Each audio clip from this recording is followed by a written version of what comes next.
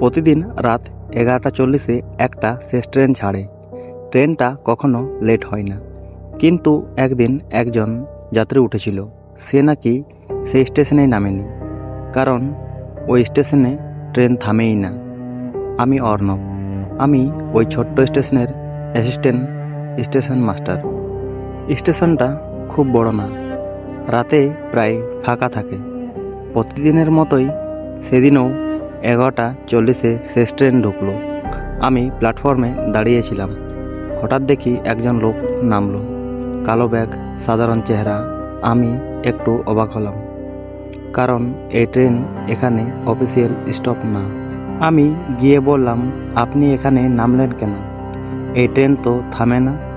লোকটা শান্ত গলায় বলল, আজ থামলো। তার কথা শুনে অদ্ভুত লাগলো।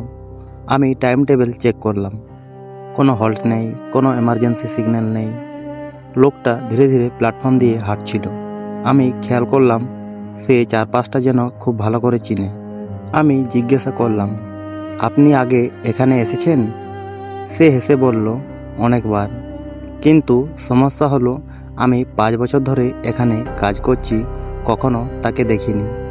লোকটা প্ল্যাটফর্মের শেষ দিকে গিয়ে থামলো, যেখানে একটা পুরনো বন্ধ গেট আছে। সে বলল, এখানেই নামতে হয়। আমি বললাম, কোথায় যাবেন? সে শুধু বলল, যেখানে যাওয়ার কথা ছিল। হঠাৎ সে গেটের ভেতরে ঢুকে গেল। আমি দৌড়ে গেলাম, কিন্তু ভেতরে কেউ নেই। পরের দিন আমি রেকর্ড চেক করলাম, ট্রেন লগ।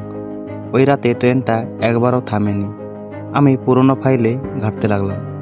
একটা রিপোর্ট পেলাম। 8 বছর আগে ওই একই স্পটে একজন লোক ট্রেন অ্যাক্সিডেন্টে মারা গেছিল।